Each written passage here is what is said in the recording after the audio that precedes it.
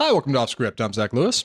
And I'm Dr. Draper. Today on the show, we're taking a look at It Was Just an Accident. Very excited to talk about this movie. From Iranian director Jafar Panahi. Very strange sort of feature. Won the Palme d'Or at Cannes, though. Very excited to talk about it. We're also going to take a look at If I Had Legs, I'd Kick You. It's a double VOD week on the podcast, all right? Like, we rented two movies. We watched them. If I Had Legs, I'd Kick You. Rose Byrne just won the Golden Globe for this, which we're also going to talk about. We're going to talk about the Globes. We're going to talk about some upcoming trailers. Got a trailer for Testament of Anne Lee's finally out. Sirat. Going to talk about Sirat. Andy took a look at a couple other small features. We've been busy on the break. So before we get to everything, we're going to talk about the Globes. Before we talk about the Globes, a couple light news stories. Then we'll touch on that. We'll get into the reviews. Stick around for the whole thing. Here it is. Step one, box office. Stranger Things made a bunch of money for Netflix when it went to theaters. Everybody remember Stranger Things season 5, season finale, went to theaters on New Year's Eve. A ton of people saw it. And it was a funny sort of thing, but it made a bunch of money, right, Andy? It made a decent amount of money. It made $25 million for just those couple of days, which is huge. But there's a lot of caveats behind this number. First of all, they didn't sell tickets to this because for a number of reasons. Number one, they want their subscribers to just be able to go. So they didn't sell tickets, but the theaters sold concession vouchers. So you paid $20, whatever, and then that $20 goes towards food. So no tickets were sold, which means Netflix doesn't get any of the $25 million. But it also means the actors don't get any residuals either. So it's really kind of a sneaky thing. But it is a significant amount of money. I mean, not for Netflix, but there is money to be made at the theater for big event things. So it's something that Netflix is they've waffled on it, and they're going to have theatrical obligations when they acquire likely acquire Warner Brothers. So we're still waiting to see how it's going to shake out, but there's definitely money to still be made at the theater. Yeah, AMC CEO Adam Aron tweeted about this before he put out numbers and said, like, they did incredible. They had a great relationship with Netflix working through this release. Like, it's unconventional, but the kind of thing Netflix should be stepping into. Obviously, Netflix is dipping in their toes into the Warner Brothers pool with an offer over there, so they may be doing more theatrical releases in the future or less. We don't know. But what I do know, really quick, I do want to make sure I touch on exactly what Andy pointed out there. They sold these tickets through concession vouchers. $20, so you get $20 worth of concessions. You don't buy a ticket, right? And like Andy said, we couldn't figure out why they were doing that when they had announced that the Stranger Things finale was coming to theaters. We were both a little befuddled looking at it on the pod. I remember we covered it and it was like, I don't know why they're doing this concession voucher thing. But now we've got it. They don't want to pay their actors. And like, this is what Netflix is good at, right? Like, you have your actors, you have your talent, you have your crew sign on to residuals from streaming content, and then you pull the video off your platform so you don't have to pay residuals, or you put the video in theaters, but you make it so you don't have to sell tickets so you don't have to pay residuals. Like, God, they're so good at this. Like, make a project and then figure out how you can pay the people who made it the least amount possible. I'm glad they put it in theaters. I'm glad AMC's excited about it. I think Netflix should put everything they make in theaters. But come on, like, what is this sneaky, we're not going to pay our people shit? Like, I was not into it. That kind of sucks. But hey, whatever. $25 million is nothing to scoff at. Yeah, not surprising, but also I don't think they didn't want their subscribers paying twice. They didn't want some people that are subscribing every month to then also go and have to buy a formal ticket. And they could kind of sell this as we're giving this to the box office. You can come see it for free. Just have to pay for the concessions, basically. Some interesting thoughts on the theatrical window. Netflix is apparently eyeing to do a 17-day theatrical window when they acquire Warner Brothers, which is nuts. That's usually what happens when a movie bombs. If a movie comes out, no one sees it, you can rent it in 17 days. They're thinking of that. That's just what they're going to do for all major releases. Because, I mean, the bulk of films' money these days is made in the first few weeks. So I kind of see that, but that just seems way too soon. I think it's going to really, really hurt theaters. Yeah. Well, you made a good point for what it's worth. It is a bit of a working class policy, right? Like, you're not charging people twice. People feel like they're getting a deal. I'm sure folks that went and saw it were like, hey, $20 to get in, but then I get the popcorn and drink with it. Every movie should be sold this way. So like, yeah, okay, maybe not a bad move. Who really lost out? The rich stars who they don't need that money. All right, we do. It's better in our pockets. So good for Netflix, I guess. Anything else on this one? We got to talk about Jackass. Yes. There's not much to talk about. So Andy and I were surprised to see this, though. You probably were too. So a new Jackass movie is coming to theaters. We just covered Jackass Forever a couple years ago on the pod. It was a top 10 of the year, I think, for both of us, at least for me. Now, surprise, we're getting a new Jackass movie. It was announced on Instagram. Johnny Knoxville announced it. Jeff Tremaine, the director of those movies, announced it.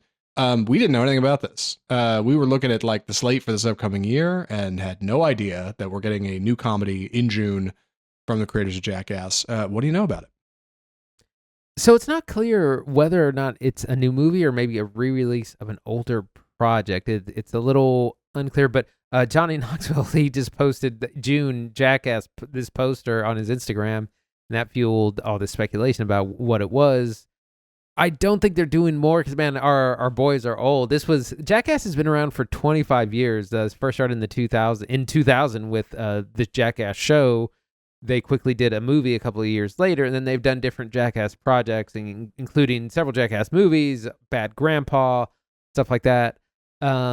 So when the show first started, everyone was like in their 20s, maybe early 30s, and it was really fun to see these guys do all this frat house stuff, crazy. Now it's not quite as fun when they're in their 50s and 40s. You're like, oh man, that you're gonna need a new hip. Yeah, Johnny Knoxville's 50 years old. Steve-O and Chris Pontius are both 47. Dave England's 52. Wee Man is 48 years old. Like, these guys are getting to the point that they were spoofing at the end of like the first Jackass movie with like the old Jackass 2, I think, with like the old man makeup and stuff. Like, they're not going to need it so much anymore. They got some new blood in with the last movie. But Andy's right. This isn't necessarily Jackass 5. Nobody said that for sure. And there's been some stuff up in the air about Bam Margera signing off on some old archival content getting used. He said in an interview he's not going to be recording anything new for it, but they're going to use old bits in it. So yeah, this might actually be like a montage thing or something. Like, there's a chance this is not actually a full-on Jackass movie, but like, I see Knoxville's doing Fear Factor.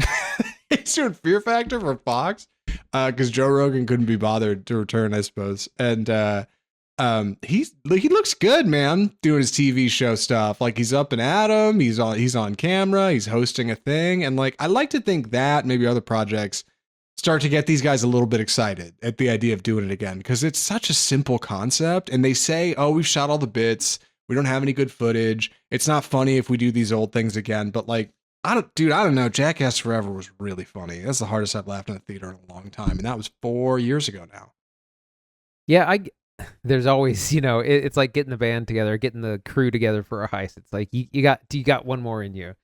Yeah. So maybe maybe it'll be a mix, some new stunts and also some archival footage, so they survive it this time. Yeah, dude. Nobody put Knoxville in front of a bull. He did that in every movie. He will die. Like, the last one was uncomfortable watching him get hit by that bull. It's like, oh no, not my man. Like, it's fine. They're old. Let the young kids do it. Here's hoping for Jackass 5 in June. One more thing on this. Do you think that's going to compete with anything, seriously?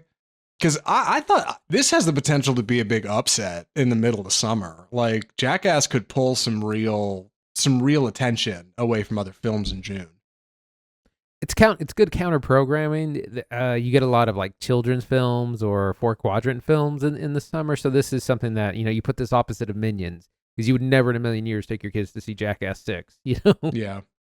Yeah, you're right. Yeah. Anyway, we got to talk about the Golden Globes. Oh my God. We got to talk about the Golden Globes. We're going to keep this moving. Every year we get stuck on this stuff. I'm going to be honest. The Globes had, to me, a subpar presentation this year. And I think we should present in kind. I want to hit the highlights. I want to hit the hits. I don't think we need to go through every category, right? Well, I think we're getting very quick at this, but I want to start off by saying the Golden Globes are kind of the start of award season. They're not as prestigious as the Oscars or the BAFTAs or most of the other awards. For the longest time, they were kind of seen as a joke, but they've slowly become more and more in line with the kind of more serious awards contenders. Voting for the Oscars actually started today, Tuesday, and they'll continue for the next week and a half and announce next Friday on June 22nd, 23rd. But it's the kickoff, and it indicates about how people are saying. It's kind of an international voting body in the Golden Globes, and they've undergone some changes because they had some scandals a couple of years ago. But we'll jump into it. So, Best Motion Picture Drama, the winner was Hamnet. Other nominees: Frankenstein, It Was Just an Accident, The Secret Agent, Sentimental Value, and Sinners. Hamnet, this was a big upset here. Everyone thought Sinners was going to take this categories.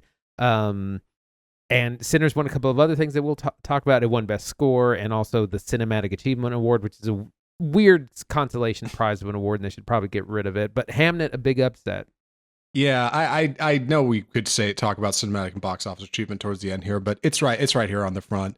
Hamnet's a big surprise for big dramas. Certainly an emotional feature. We covered it on the pod. Go back and check the review. But man, rewatching Sinners before the end of the year for the top 10 list, like, really cements how stellar that movie is. And sticking it over in cinematic and box office achievement, it feels like a lesser award a little bit. You know what I mean? Like, it's not quite the big one. Like, oh, you tried your best, kid. Here, we'll throw you a consolation prize. I want to say I'm glad it got some love in original score. Ludwig Göransson put that together. It really is incredible. And I feel like Johnny Greenwood will probably get love at the Oscars for One Battle. That's at least my pick. As for this, like, I'm glad it got something. I'm glad it got these two. Also, low-key, Michael Jordan should have got a little bit more credit, too. He got nominated in here for his performance in Sinners, but either way, some other noms, that's what it won. Hamnet taking Best Picture is fine. Best Motion Picture Musical Comedy went to One Battle After Another, Speak the Devil. Other nominees were Blue Moon, Begonia, Marty Supreme, No Other Choice, and Nouvelle Vogue. I don't know who might have taken this outside of One Battle. I think One Battle is getting... It seems to get most of the attention in the award season right now, I think. Yeah, and also these categories are weird. Like, it feels like One Battle After Another should have been in the drama category and Sinners in the musical or comedy category. But these never really make a sense. Best Motion Picture Animated went to K-pop Demon Hunters. No surprise there. It's been a huge phenomenon this year. Other nominees included Zootopia 2, Elio, Demon Slayer, Infinity Castle, Arco, Little Amelie, which I don't know anything about that. Not surprising at that. K-pop Demon Hunters also won Best Original Song, Golden, a huge, phenomenon in itself. So no surprise there. They everyone predicted they would win. Yeah, a little odd that Zootopia 2 didn't get more love. And the big surprise in there is that there's no Ne Zha 2. I don't know if they just didn't submit or what happened, but like, I would have thought that would be in here, but nah. For what it's worth, though, Yeah. K-pop rocks. Glad they won Best Song. I'm gonna jump down to Best Actors, Motion Picture, Drama. Wagner Moura won for The Secret Agent, which was a bit of an upset. I think people thought, I don't know, Joel Edgerton might take up Train Dreams, Oscar Isaac for Frankenstein, Dwayne Johnson for The Smashing Machine, Michael B. Jordan for Sinners, my favorite out of those, and Jeremy Allen White for Springsteen. And then meanwhile, Best Female Actor goes to Jessie Buckley in Hamnet. I don't think anybody's surprised by that. I think people are kind of circling her getting the Oscar this year, so that sounds appropriate.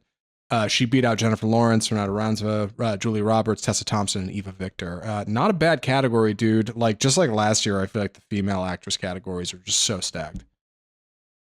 Yeah, I was going to mention that Wagner Moura won for The Secret Agent, which is this Brazilian film, that it also won Best Non-English Language film over It Was Just an Accident, which we're going to talk about. And so a lot of buzz for The Secret Agent that it might take international at the Oscars as well. And the Wagner Moura win is a big upset. Everyone thought that, again, that Michael B. Jordan would win in this category. Best Male Actor in Motion Picture Comedy, of course, the great Timothée Chalamet. No surprises there. Other nominees: George Clooney, Leonardo DiCaprio, Ethan Hawke, Lee Byung-hun, Jesse Plemons. Jesse Plemons not talked about enough, but I'm glad to see his name up here. Best Female Actor Motion Picture Comedy: Rose Byrne for If I Had Legs I'd Kick You, which we're going to talk about her performance here in a bit. Other nominees: Cynthia Erivo, Kate Hudson. Kate Hudson is such a sneak. I don't know why she's in here. Chase Infinity and Amanda Seyfried and Emma Stone. Yeah. Look, I love Emma Stone and Begonia, and I love Jesse Plemons and Begonia, but yeah, just watching that movie, it's like, there's no way these two are gonna win awards for, like, it's just too weird. It's too tremendous weird. Performances. Rose Byrne rocks, by the way. Yeah, we're gonna talk about If I Had Legs I'd Kick You towards the end of the show. Really excited to talk about her performance in that movie. Best, did you talk about Best Supporting? Can I just skip to Best Director? Yes, because it's an upset. That's why. Yeah, you're right. Best Supporting Male Actor in a Motion Picture went to Stellan Skarsgård for Sentimental Value. The one win, I think, for Sentimental Value all night, beating out Benicio del Toro and Sean Penn for One Battle, Jacob Elordi for Frankenstein, Paul Mescal for Hamnet, and Adam Sandler for Jay Kelly. Elordi, I think, was the favorite here.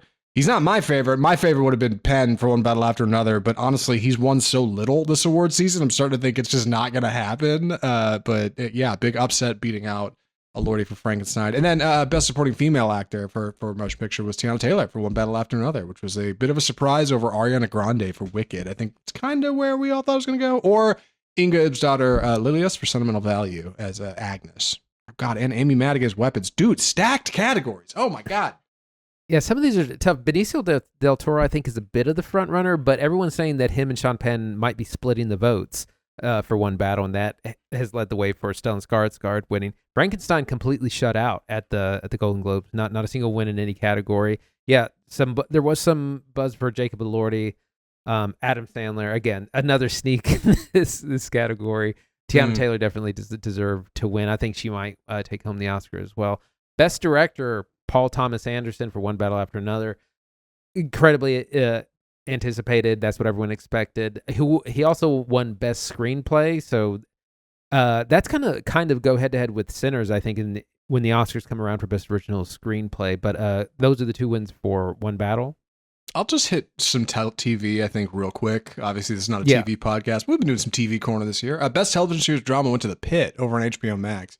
Big surprise, beating out Pluribus on Apple and Severance on Apple. Slow Horses also from Apple on there. White Lotus and Diplomat. But The Pit taking it. Big television. Why not? And then Best Television Series Musical Comedy goes to The Studio for Apple TV. They've been killing it with that show. Other nominees, Abbott Elementary, The Bear, Hacks, Nobody Wants This, No Only Murders in the Building. All solid. Apparently not solid enough. Adolescence winning a ton. It won Best Limited Series, Best Male Actor, Stephen Graham, Best Supporting Actor, Owen Cooper, Aaron Doherty, Best Female Actor. So it won like 4 of the major awards here. It's Adolescence. Ray Seahorn also won for Pluribus. Big win for that as well. Yeah, Noah Weil takes Best Actor in Television Series or Drama for The Pit. Seth Rogen takes Best Actor in Television Series, Musical or Comedy for The Studio. Gene Smart for Hacks and Best Female Actor in Television Series. I keep meaning to watch that show. I know they got like 3 or 4 seasons of it now. And Stephen Graham and what is his name? Owen Cooper both won for Adolescence for Limited Series, which is cool. Win for young Owen, who we will see in February in Wuthering Heights. I think he plays the young Heathcliff. And Best Female Actor in Limited Series went to Michelle Williams for Dying for Sex. And Best Supporting Female Actor went to Aaron Doherty for Adolescence as well. Dang, I forgot she was down there. And yeah, man. So Adolescence definitely got some love in Limited Series. That's not nice. That's nice. Yeah, and then I guess another, not upset, but Amy Poehler's show won for Best Podcast, which is a very new cat. It's like only the second year they've done that. I'm so... Podcasting was like the working classes guy thing like 10 years ago, and now all the celebrities have just taken over it, and they just talk with their celebrity friends, and it's kind of boring. I tried to listen to Amy Poehler's show a couple of times, and I just couldn't because the guest was just trying to sell me a product. Yeah, we were talking about this earlier this week. I like Amy Poehler, and I've watched clips from Good Hang, and I've laughed at clips from Good Hang, and I see it for sure. Like, there's definitely content worth sharing on there. But that being said, like, it is the most like celebrity rubric podcast ever, man. I'm a celebrity and have celebrity friends, and I'm going to have my celebrity friends over, and we're going to talk, and you guys can listen in if only you listen through our ads. And like, we've been doing this podcast a long time. Far from it would be a far cry for me to say that I know how it should and shouldn't be run. But I just think there are so many celebrity podcasts talking to celebrity friends. It's a little dull, but that's like the one that's taken the dub. You know what I mean? I figured it'd be something weird, like, I don't know, like Subway Takes or Off Script Film Lore, Review. Or God remember knows. Lore? Yeah. Lore. Yeah, sure. I remember Lore. So yeah, I'm glad. I like Amy Poehler's show. I'm glad she won, but a little bit of sour grapes because we are not celebrities and don't have celebrity friends. So that's cool that 4 of these nominees were celebrities talking to celebrity friends. And the other one was the Mel Robbins podcast. Anyway, for what it's worth, I haven't listened to Up First, but I know it's from NPR, so that's probably inaccurate. I'm not bitter. It's fine. What did you think of the Golden Globes overall? Can we talk about the betting? I want to talk about the betting at the Golden Globes. Yes. Yeah. So user or viewers could bet through Polymarket, technically called prediction markets, and not betting for legal reasons. Sure. And they could bet on the answers, but apparently they were putting up the stats right before they would announce, and they were right like 95% of the time. So it kind of ruined the announcement because you have the stat saying like, 95% of people have bet on Jessie Buckley to win Best Actress. Well, so it kind of ruins the moment by having that there ahead of time.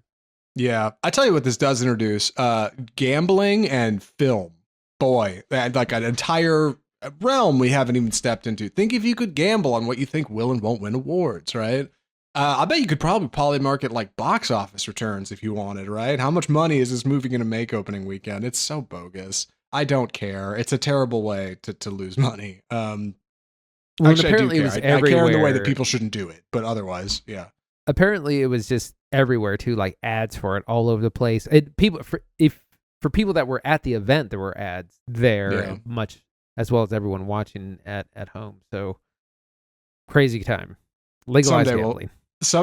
Someday we'll have a gambling sponsor, and I will walk back all of this and be like, "It's fine. You could bet on it, right? Like it's fine." I would probably take the money if I had the ability, but I don't, so I'm not. Anyway, yeah, the Golden Globes were something. Sean Fennessy from Big Picture Podcast said no clips of movies at the Golden Globes. Pretty disappointing. Yeah, that was the other thing, is that they just presented the award, except they did clips for the podcast for Amy Poehler. Yeah, so just they could get those on YouTube. Yeah, it really kind of makes no sense. Not great production. Apparently, there was a weird UFC tie-in because Paramount is gonna bought UFC and is gonna be streaming the fights there, and so they were trying to do a crossover. But I was like, there is no crossover in this audience. I'm sorry. Yeah, it's a bummer. Anyway, that's the Golden Globes 2025. I think for the Oscars, I'm going to be honest, I don't think I feel much pressure anywhere. It didn't quite shake out the way I expected. I still got my favorites like Penn or Benicio del Toro to take Best Supporting, but like Andy said, things get split. We'll see. When do the Oscars broadcast? Do you actually know? I don't actually have. Man, they are going to be forever. They're not till March 15th. And usually they're like March 2nd. They're usually early March, maybe late February. They're so long. Like we're a full 2 months away. So that's going to be 2 months of award season mess. Yeah. It's a long time. It's stressful for the actors and everyone involved, campaigning. They got to go to all these Q&As, all these parties, it's a whole thing that they're going to be doing for the next 2 months. It's exhausting. Yeah. I tell you what's stressful. The making of it was just an accident, which we got to talk about. We're not doing any spoilers, not a spoiler show. But man, this movie comes from a funny place, and I'm looking forward to kind of talking about it and getting into it. I'm taking the summary on it, so looking forward to, doing my best, giving it a shot. Please hold all comments till the end of the review if possible. Give me a minute to explain myself, but with that, I'll jump right into it. It was just an accident. So, It Was Just an Accident is the story of Vahid, who is a car mechanic in Iran, I believe, in modern day. Yes. Who one day, working at a shop, hears the familiar sound of a man with a fake leg, a man with a peg leg, as he calls him, who is a mysterious character from his past. Vahid previously was imprisoned in Iran and was tortured by a group of political something, like dictator refugees, secret police kind of thing. Yeah, Vahid and many other citizens were treated terribly by these people. So when he hears this man who he thinks is this guy he's looking for, he nabs him, he drives him out in the desert, he digs a grave and throws him in it and starts burying this guy in sand while the guy's screaming, "Wait, no, I'm not who you think I am, all right? I'm not this guy." So Vahid gets doubt, and he's not sure. So then he throws the guy in the back of his van and goes on a romp through the city, getting other people in his life who had interactions with this terrible monster of an individual to try to figure out if this guy is this horrible person from their past, or if he's just some bystander that Vahid is mistaken, and it's all maybe just an accident. This is a film from Jafar Panahi. Who is a director, Panahi, a director from Iran who was not allowed to film this. This was filmed in secret, which is interesting. He has been served a prison sentence, I think, for the release of this film. It won the Palme d'Or at Cannes, so it certainly got a lot of attention on the international stage and was up for a Golden Globe. I think it'll probably be up for an Oscar. It's certainly a bit of filmmaking, and I'm really excited to talk about it. Andy, what do you think of It Was Just an Accident? So I want to start off by saying I have a friend who's from Iran, and I talked to them about coming onto the show as a guest to discuss this film. They also speak Persian, and so I figured they'd have some insights. And they saw it, and after watching, they said, we can meet and talk about it, but I'm not going on record talking about this movie politically because I might not be able to go back home. So that's how serious this is. And it really is that. I was pretty blown away by this. It starts a little slow, but this idea, once the kind of kidnapping starts and they go around to different people to try and confirm this guy's identity. Once that starts happening, then we really get into the meat of this, where these people are fair. They're like 70% sure that this is the guy that kidnapped and tortured them in their past. And it's some really hard stuff. They all have terrible PTSD from the incident, and it's a lot of like kind of Abu Ghraib style stuff, like waterboarding, like fake execution. You think you're gonna die, but you don't.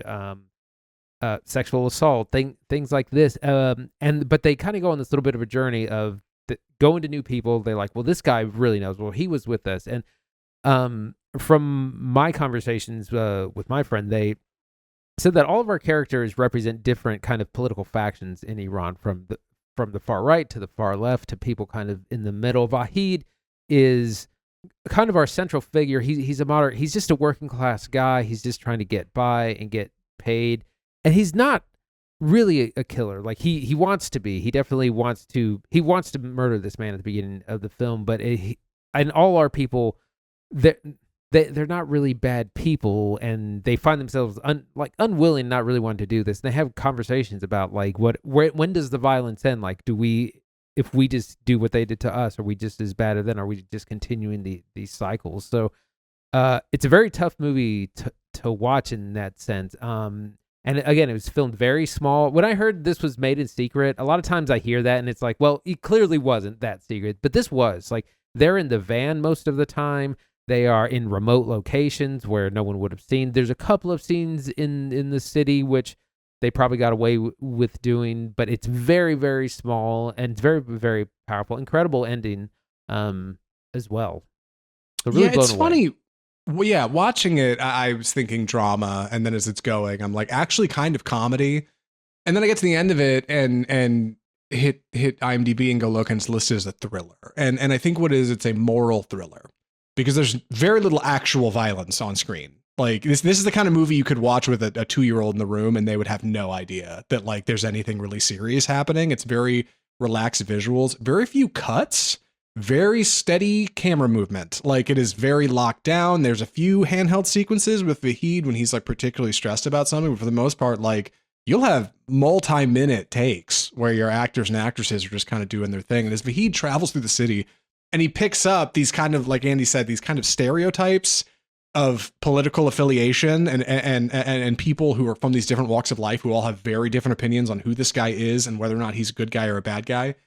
You get a really kind of cool portrait of a country full of people who have been so hurt by like these events around them and have never really had the opportunity to process it in a healthy way or move through it. They just had to keep working. Yeah, Vahid, he's a working class Joe, right? The guy's built like a Mario brother. Like, he's just a guy, and he is not a murderer.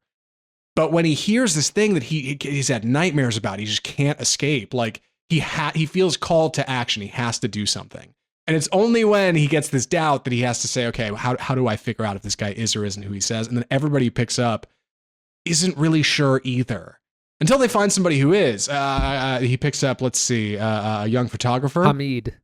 Yeah. Oh, dude, I love Hamid. Hamid rocks. Hamid rocks. That guy's awesome. He picks up a young female photographer who's not sure. She's out shooting a wedding with a bride and groom who are very notably dressed in their outfits. She's got her wedding dress on. He's got his groom tux on, who also are familiar with this character, this guy, Pegleg, Eggball, they call him. They pick up Hamid down the street, who's a very frustrated man who is so sure that is our guy, and he's got to go right now.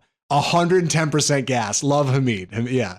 And then kind of a couple other people trickle in and out. You end up with a couple of police officers who, under one point, a mother makes a brief appearance, but like for the most part, yeah, it's this question of like quicksand. Like the more you move, the further you sink. You know, like, and the more you're not sure whether or not I should commit violence on this person, you have to ask, like, well, what about the violence that was committed to us? Like, who are we really? You know, it's good stuff.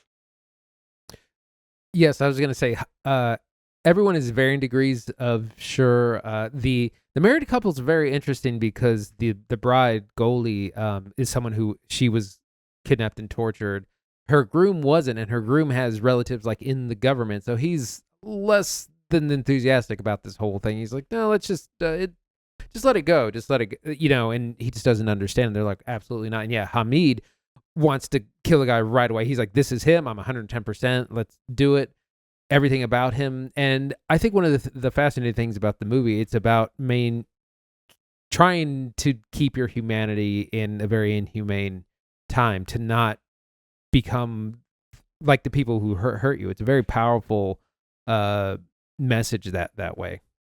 Yeah, and it rings through multiple levels of the film, because as you're watching it, you're realizing that like what I'm seeing, this footage we're watching, is illicit.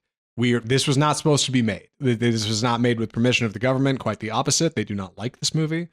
So what you're seeing is like guerrilla, right? Like you're seeing something that's not, like, we're watching footage that's not supposed to exist, and it makes this question of morality like ring all the more, because the actual film feels red hot that way. But otherwise, like, it's a very calm movie. I think if I was like showing this to my parents, they wouldn't know that like, oh, this is this thing that's illicit. But I just love this bubbling of energy under it from these kind of cast of characters as we pick them up and they ride along with us in what is functionally kind of a road movie.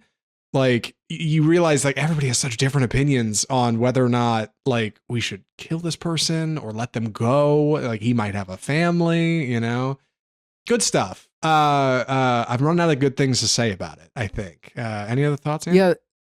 Yeah, there's this humanizing of the enemy, but not in a like, well, they're actually good people down. It's just more of an effort to not lose one's own humanity, which is really fascinating idea. So, and again, like shoestring kind of budget kind of film, and again, won the Palme. There's a lot of awards talk for it, possibly winning Best International, possibly a Best Director nom for Jafar Panahi. So lots of great stuff. Andy, would you recommend It Was Just an Accident? Yeah, I absolutely would. Like, it reminded me a little bit of The Zone of Interest. It's one of those films that really everyone should see to, learn a little bit about a country that's not yours, or maybe that is yours a little bit. But it's a harrowing look at these 6 people all dealing with severe PTSD from governmental abuse, essentially, and how they keep on living under that same government, how they keep going on with their lives, how some of them don't, how some of them it's very hard. Very powerful film. Highly recommend. Yeah, same. Big for cinema lovers. If you're just looking for something like average and chill on Netflix, you're not going to find it. Yeah, it's only available on VOD. That's where we watched it. I think it was $10 on Amazon. You can check it out there. Would recommend. Lots of fun, weird, foreign language film. We should all watch more of those 100 minutes. Anyway. And yeah, 100 minutes. And yeah, from a part of the country, from part of the world, we just don't see a lot of cinematic stories out of. And like, that rocks. Like, this movie's really cool. I'm looking forward to seeing what he does next. Would recommend. Check out It Was Just an Accident. We have to talk about some trailers, right? What do we call this segment? It's time for the trailer part. So we have 4 trailers today. We're going to be starting off with They Will Kill You, which is a new horror action comedy from director Kirill Sokolov, starring Zazie Beetz. This reminds me a lot of not Now You See Me. What's the Bad one Times with at the Royale? Samara Weaving. Oh, why can't I think of this movie? Hotel Artemis. Ready or Not. Ready or Not. That's the one. Ready or Not. Yes. So similar setup to that film. Zazie Beetz goes to this mysterious hotel she's taken in, finds out that she's going to be a sacrifice to this kind of satanic cult.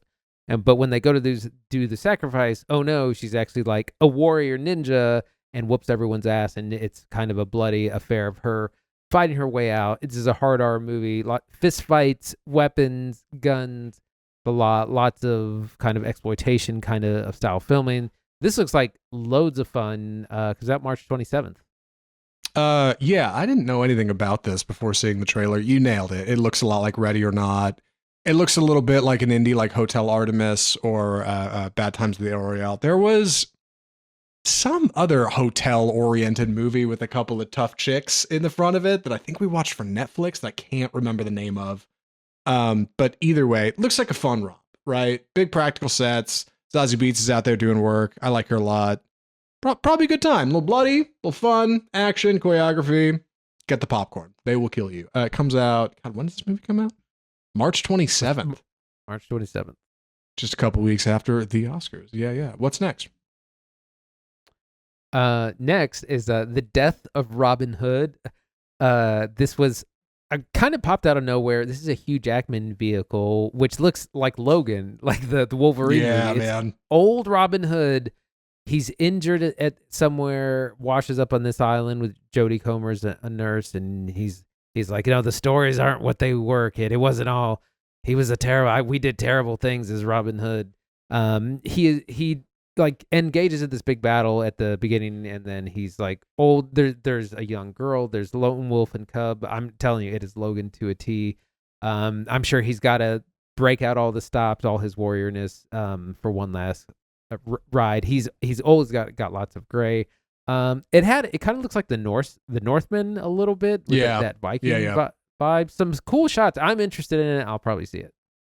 Yeah, like on the one hand, I so don't care about the story of Robin Hood, like and this like tagline that's like everything you thought you knew was a lie. He was no hero. Yeah, that cannot be the focus of this movie, or else I will sleep through the whole thing. That being said, between Song Sung Blue Hugh Jackman and this Hugh Jackman, I would take this one almost any day of the week. Like, whatever, big drama, big like throw on the prosthetics and the wig. He's doing like big acting, weird period piece. I'll take it. Like Song Sung Blue, he's trying to branch out and do singing stuff, and I love it. But like, this is the stuff I think he's just good at, man. My man has a skill set. He's really good at this stuff. Good at the other stuff too. But yeah, I like, would I go watch Logan 2? Absolutely. Will I watch The Death of Robin Hood? Probably. Yes. Yeah. Hopefully, like I said, hopefully there's more to it than just like in the third act. Oh, you weren't really a good guy after all. Like, please God, tell me there's more. But yeah, looks good. I got to talk about The Testament of Anne Lee. Real quick. Robin Hood comes out spring 2026. That's what we know. Testament of Anne Lee. Yeah. This is a weird movie, man. This one's weird. So this comes from some of the folks who made The Brutalist, right? It's written by Brady Corbet and Mona Fastvold, directed by Mona Fastvold. Brady Corbet wrote and directed The Brutalist. He produced that film. Mona Fastvold produced that movie as well. So this is kind of getting a little bit of that sort of similar indie buzz. This stars Amanda Seyfried as a young, I'm going to say, priestess, right? In a like shaker. New England colony. Yes, that is all about singing and dancing and having fun. Also stars Lewis Pullman, Thomasin McKenzie, Christopher Abbott, Tim Blake Nelson shows up in here, right, as a pastor. It's a lot of dancing and singing and big visuals. It looks like they travel to America, maybe. Like it's a lot of performance and choreography and singing, and there's definitely musical stuff in it. And what I've heard from this, from what I have heard on the internet, is two things. Number one, Seyfried's amazing at it, which rocks. I think she's doing some really cool work lately. I know she's put out Housemaid. That's been getting a ton of love. Like, so that's really exciting. Number two, dude, I heard this movie is so weird. Like, so much weirder than the trailer makes it look. And like, it's a good looking trailer, but it does make me wonder, like, is there more here than meets the eye? I don't know. What do you know about Testament of Anne Lee? So there's been a lot of festival buzz about this movie. Been hearing about it for 6 months. I heard that Amanda Seyfried is incredible, Oscar worthy. Like, she might be an Oscar front runner. I'm not sure how much that is at this point. She was nominated in the Golden Globes. But I've heard the same thing. It's about the founding of the Shaker movement, and it is a musical or semi-musical, and like I think maybe people don't know that part either. I'm definitely excited to see it, but yeah, I've also heard that it's not the movie that people think it's going to be. So we'll see. That's actually out at the end of this month, January 23rd. And our last trailer we're going to talk about is Sirat. Which is a movie out of Spain that we've heard a ton about. Again, another festival darling. This is about a father and son who go to the Moroccan desert. They seek out like rave culture, and they're looking for their lost daughter /sister. who disappeared 5 months before, and it's a bit of a Heart of Darkness thing. They don't really know where they're going. They're just kind of asking people, hey, where do you think? And someone says, well, there's this rave thing. It's in the deep desert. It might be out there. And they're in this, I mean, they got to go across like water and sand, and there's a bit of sorcerer of them on this driving on this cliffside, and it looks really good. I've heard mixed things on it, so I don't really know what to think, but I definitely will want to see it and make my own decision. This comes out February 6th. Yeah, really strong trailer for Sirat. Like, yeah, father and son, they're like, hey, we've lost our daughter who parties and drugs and God knows what. And they're like, well, there's this secret rave out in the desert.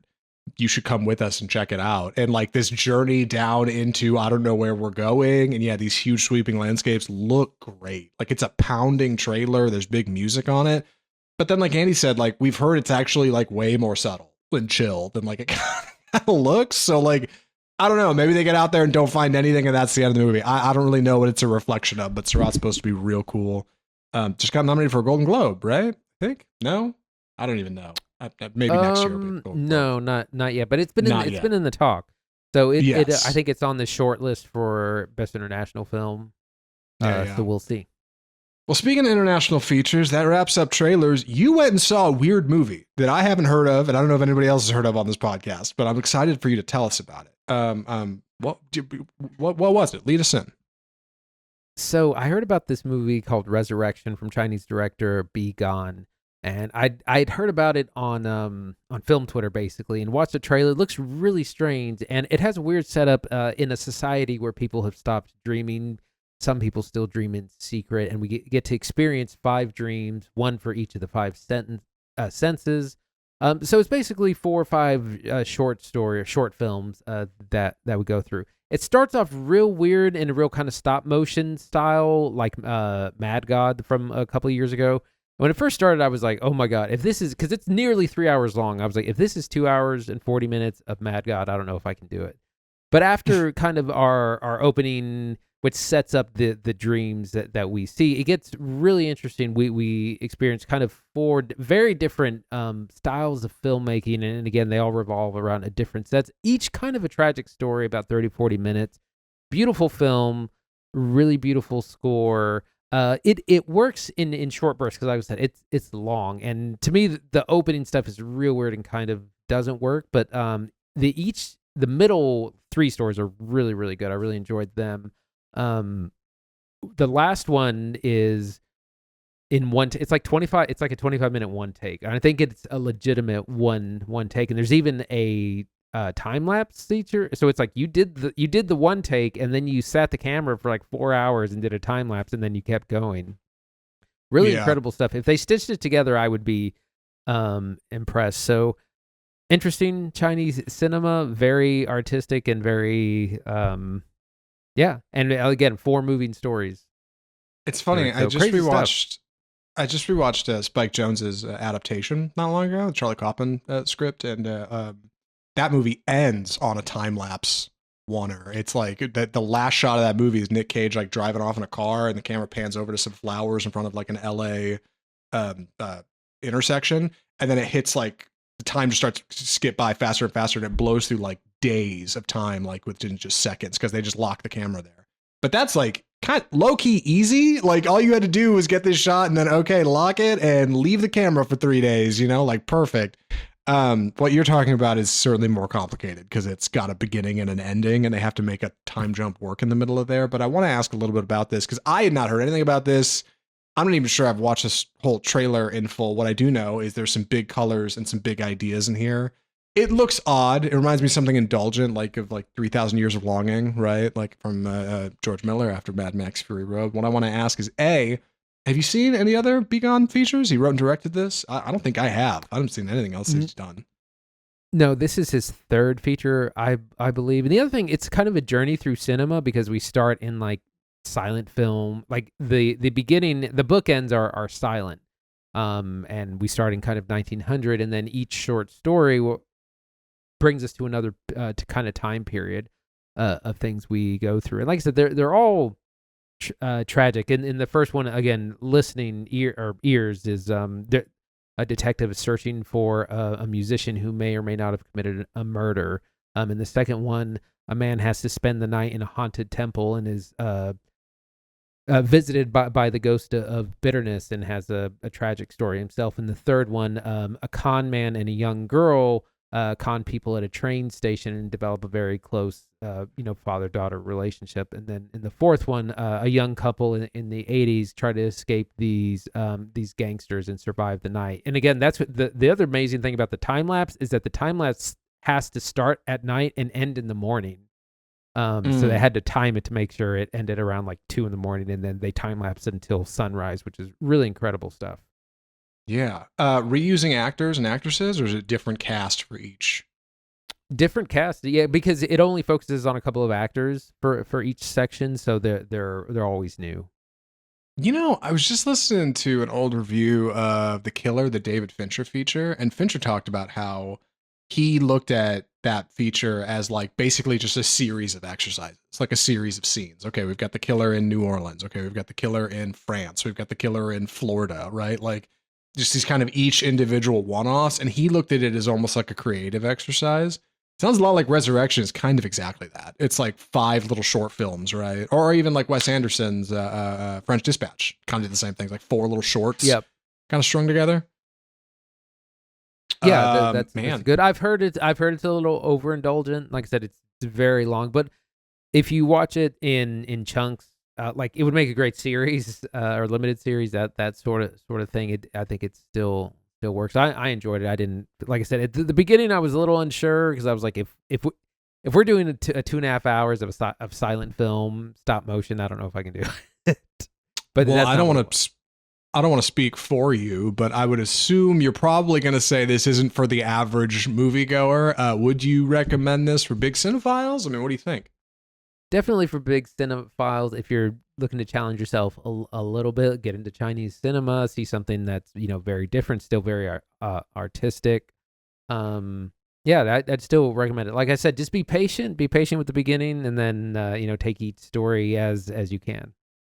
It's so funny because we're in January and we are going out of our way to watch like VOD stuff, foreign features. You and I are really reaching to see stuff we didn't see before the end of last year, like get some award stuff. We're looking for hot, bold cinema content because it's January and there's not that many cool things coming out. Usually January is kind of a dumping ground for Hollywood studios to be like, oh, that lame horror movie, just stick it over there. That weird B comedy that didn't test well, put it in January, right? Like it'll be fine. It'll make money and then quietly move on.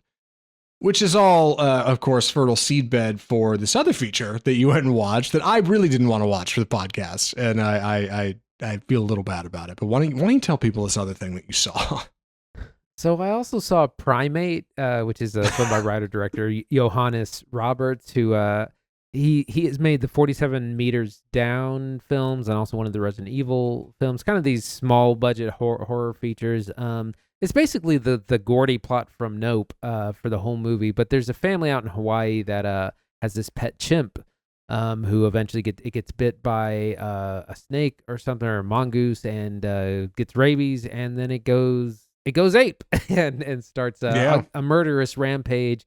Our group of unlucky teenagers, they eventually all kind of gather in the pool because the chimp can't swim. They can't swim. But they have to try and get out. One of them is injured, so they have to try and get to a phone, and then, so it's a bit of a bottle film, and it was a lot more brutal than I expected. I thought this was going to be like a PG-13 film, and it's like a hard R. It is so violent, and it's very gruesome. It's heavy on the body horror from the opening scene. A trainer comes in to try to give him a shot, and the chimp rips his face off in very graphic fashion. You get to see it all. And it sets the tone, and I was like, "Oh, this is what we're in for." And we get our total teen cliches. We get our sisters that are fighting. We get some frat bros who come over. We get the parents are out of town. They're at a thing, whatever. Phones are involved. Yeah, some tense moments. It's only 85 minutes, so it was fine. It's a total like B horror movie. We have watched some bad movies on this podcast before. All right, for sure. I've gone to the theater thinking, God, I do not want to watch this a number of times to report on the state of cinema. And I'm going to be honest, like from the first time I saw the trailer for Primate, I thought it was going to be a joke trailer. the tagline for the movie is "They thought he was family." I was like, oh my god, like this is gonna be like a Blumhouse thing. But then it turns out it's a real movie, and they're playing it straight. The really bad looking chimp suit is real, and that's actually going to be in the movie. And the teenagers who look like they're just desperate for like a first breakout role, or like really trying to play it up, like, oh my god, this ape is going to kill us. And I just thought, God, I just don't want to see it. I just don't. And it's weird because I feel like, if you like movies, sometimes you got to go see the junk. Sometimes for the love of the game. And this is where you were at when you were going to see this. Like, you know what? It may not be that great. I'm going to go in with an open mind and an open heart and see what comes out. And it's really funny that you got rewarded with like brutal gore, like just an assault on the senses. Yeah, I was going to mention funny, this self-aware. I mean, yeah. Yeah. I mean, it's a little serious, but unlike most horror movies, it's got some comedy moments. You have your douchebag bros who are going to die. One of the sister's friends is like, there's a bit of a love triangle. One of the girls is super mean. She's not going to make it. It's that kind of stuff you can kind of predict a mile away. I want to mention this stars Troy Kotsur, who, if you don't know, won the Oscar for Best Supporting Actor for Coda about 5 years ago. Coda! Yeah. What he's really good in, but man, it's rough because now he's in Primate. And sometimes that's how it goes when you win an Oscar, and it doesn't necessarily help your career. Right, but he does play. He is deaf in real life, and so he's the father who is deaf in signs, and that's an important plot element later on. Yeah. Hey, man, the Oscar curse. All right, we're all every winner's privy to it. You might win and then never book another role. No justice for Troy Kotsur. Hey, I'm glad he's getting the paycheck. And yeah, I did like him in that movie. Would recommend. Wouldn't recommend. Who is Primate for? I mean, it's for horror fans, especially if you're a fan of B horror films, like from the 80s, of like Piranha 3D and things like that. It's a quick survival horror thing. It'll be on Shudder by the end of the month, probably. Save it for streaming if you don't want to go. But it's definitely. I mean, people were like yelling and like averting their eyes in the theater. It was great. Yeah. Oh God. Yeah. I'm trying to remember the last time I saw something that I think Spiral we saw in theaters. That Saw spinoff from Chris Rock. Yeah, there were a couple of things that I was just like, oh Jesus. Like, God, do I have to look at what's happening right now? It's great. Love Primate. One more movie to talk about on the podcast this week. We were just spilling it out, right? Do I got this right? Yeah. We're there on the outline. Sick. One more movie to talk about this week. Really looking forward to this one. I was putting this off, man. I thought this movie was going to be a stress feature, and it kind of is, but I actually really enjoyed it. Andy's going to be taking the summary on it. Andy, please take it away. If I had legs, I'd kick you. This is the latest feature the first full feature from writer-director Mary Bronstein, starring Rose Byrne as Linda. And this goes in the vein of Hamnet and Die My Love, of hard motherhood films that have come out this fall. Rose Byrne is Linda, who is a mother struggling in a number of ways. She primarily with her daughter, who is a very kind of delicate special needs child. Her child will not eat, and so she's on this. She has like a stomach thing. She's fed not IV fluids, but it's a whole thing. Like she won't eat, and so she's fed by tube. They're trying to get her off the tube, but there's a million other things going on too. She's a therapist. She's trying to deal with her clients, her patients. When all of a sudden, kind of the bottom falls out literally of her apartment when similar to Marty's Supreme, a pipe burst and a huge the apartment floods. A huge hole is made in the second floor. Her and her child have to move to a hotel, which is a huge deal, but not a nice hotel, kind of a seedy motel. Her husband is away on business. He won't be back for months. She's just kind of trying to have it all, but is also just struggling at being a full-time working mom with a very difficult special needs child. She has very difficult patients as well. And it's stressful mile a minute. We don't know if she's going to make it. Played brilliantly by Rose Byrne, who just won an Oscar for this role. Or not an Oscar, sorry, a Golden Globe for this role. Yeah. Lots of stress. Very, what I've heard, a very accurate portrayal of modern motherhood. Lots going on, lots to talk about. Zach, what'd you think? So this movie is really good, and I think Rose Byrne is really good in it. It's a stress movie for sure. In the similar way, something like Uncut Gems is like a stress movie. right? Like you're just like stuck with this protagonist who is on this like breakneck pace to some kind of like just disaster. Like everything's getting worse. The phone is always going off. The kid is always crying. You cannot escape it. And you are absolutely locked in with Rose Byrne, who is just slowly becoming a more unreliable narrator over the course of the movie as she just goes crazy and can't sleep and things are not working out. Like, and the camera is just locked on Byrne. Like very explicit choices to very rarely show her daughter. So you don't get the sympathy of like, well, the crying child back there, I feel bad for her because you don't see her. You just get Rose Byrne. It is locked with her. The movie's written and directed by Mary Bronstein. She did one movie in 2008 called Yeast. She did a short film in 2009 and has done nothing till now. And seemingly has no additional plans to direct. Insanity. This is practically a breakout feature. This movie is really cool. She should do more movies immediately. Like, there's something really special going on here. It reminds me of like Coralie Forgeot making The Substance, but on a smaller scale with less wild effects and like body horror stuff. It's just this woman who is like so struggling, dude, and nobody sees it her way, and she can't get, like escape the loop and get out of it. It's really cool stuff. Yeah, the way it's shot is really smart. That it is focused all about her on our mother character. We hear her husband's voice on the phone. We don't see him. Same thing with her child. Her child is always in the background, or we see her arms, her legs. We never see her face until very late in the film. And so it wants to focus everything on her, and she's just trying to get by. She's trying to solve problems. She's trying to get her daughter to eat, to get her off. The doctors are saying if you can't get her up to this weight, she's gonna have to go somewhere else. We can't keep treating her.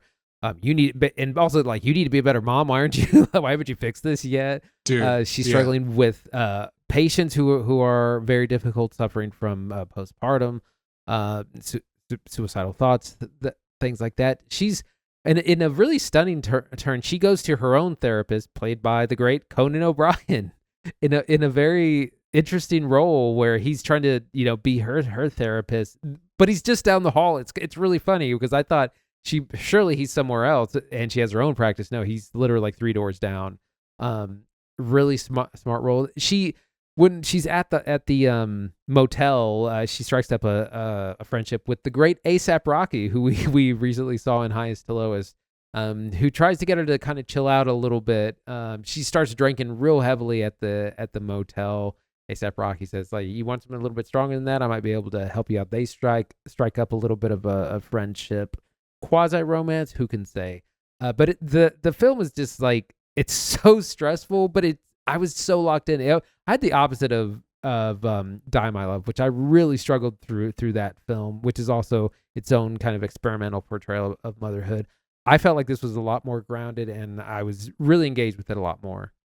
Yeah, you stay with it real good. Yeah, the way it's shot, these claustrophobic angles on just small things like this baby monitor that's just constantly beeping or real tight on Rose Byrne's face. Like it opens with a great shot. It's like you can't even see her forehead or her chin. It's so tight on like her emotions and features.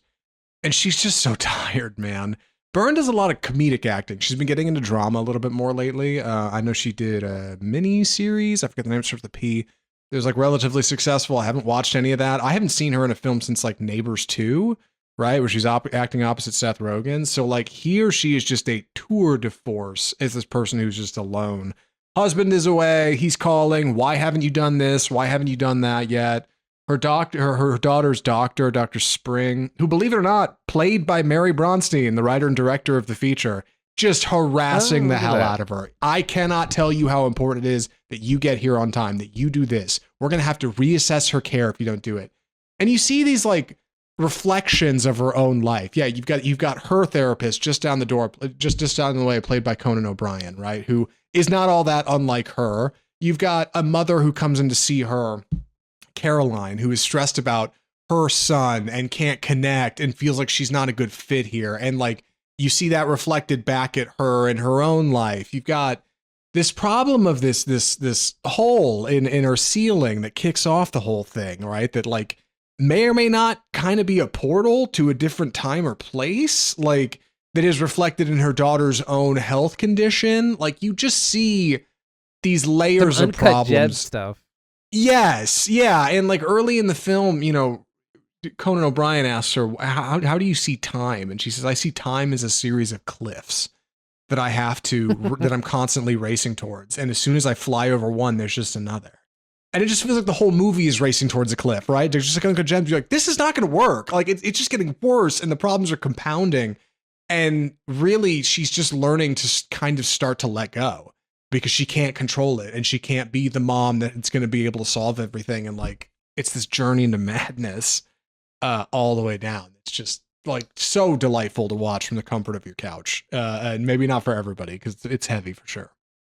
Well, it's interesting that she's a therapist because she knows all like the therapy, like she knows all the science and she knows all the therapy speak. And like, she's really great with her daughter because you would expect her to like be, most people would probably be like yelling at their kid quite a bit. And she doesn't do that. Like she's very aware of her daughter's condition and her like her psychology behind all of it. And like, she's doing the best, but it's still just not quite enough because like she has no help. Like everyone is gone. Like everyone's like voices, like yelling on the phone.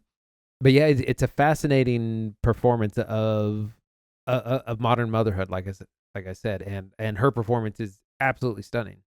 Yeah, I'm running out of good things to say about it. I love that she is so tamped down at the beginning of the movie, and as problems start to pile up and start to happen, she starts to get a little bit more aggressive about it, but like still has it together. And then like it's late at night and the girl at the hotel desk won't let her buy a bottle of wine. And it's 2 a.m. You start to see her actually come out a little bit and be like, hey, you know what? This sucks. Like stand up for herself. And just slowly over the movie, she just gets more and more aggressive and it starts to come out and she gets loud and will shout about her problems. It's good. It's great. Like it just feels like things are constantly turning up and just the tension's getting wound more and more. And this rubber band of characters get pulled tighter and tighter and tighter and tighter until eventually she's got to snap. It feels relatable. Yeah, I think Byrne's great. I think Bronstein needs to make more movies. This is great. A$AP Rocky is good in this movie. Yeah, Conan O'Brien is delightful in this movie. Like everybody in it is good. They were directed well. Really something special here. So any other thoughts, I should say, before recommendations?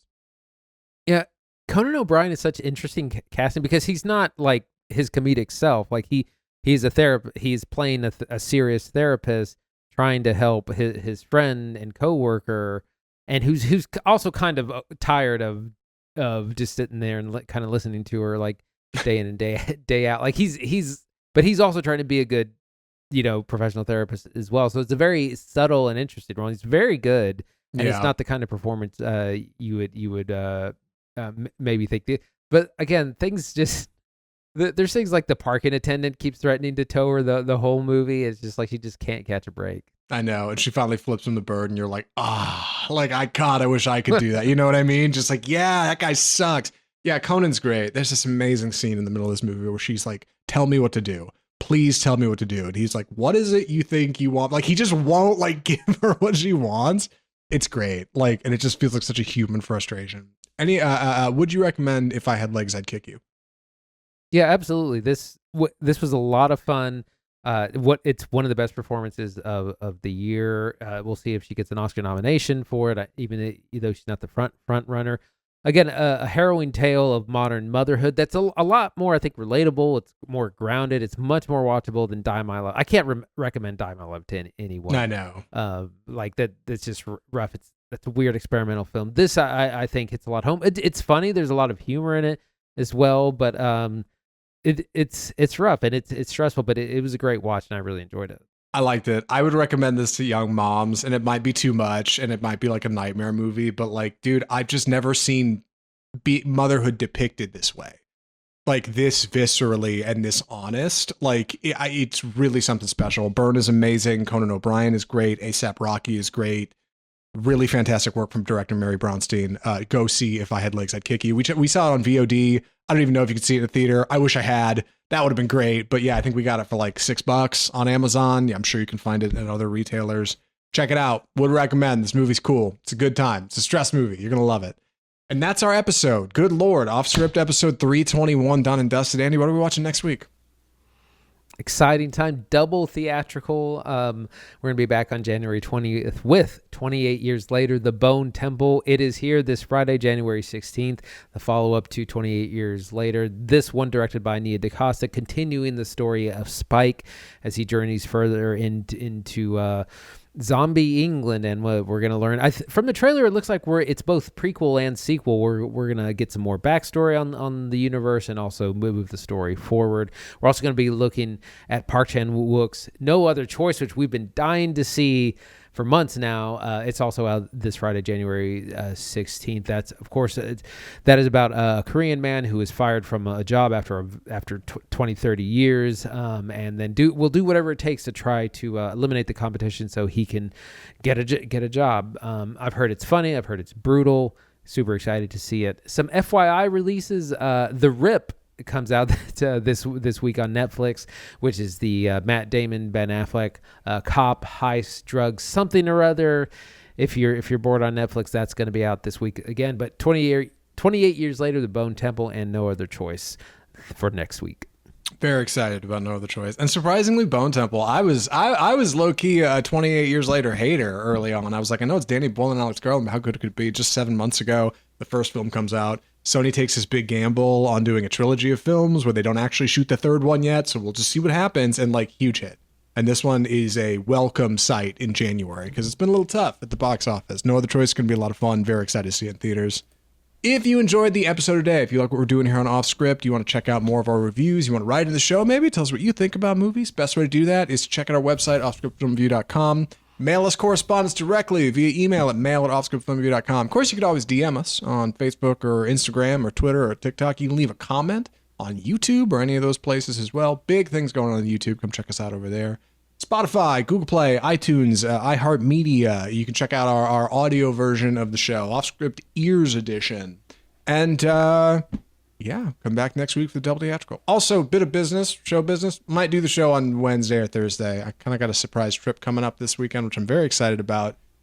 And it is Double Theatrical, so I might kick it a day. It'll be fine though. Y'all will be all right. That's the show, episode 321. From all of us at Off Script, the home of Bold Cinema. I'm Zach Lewis.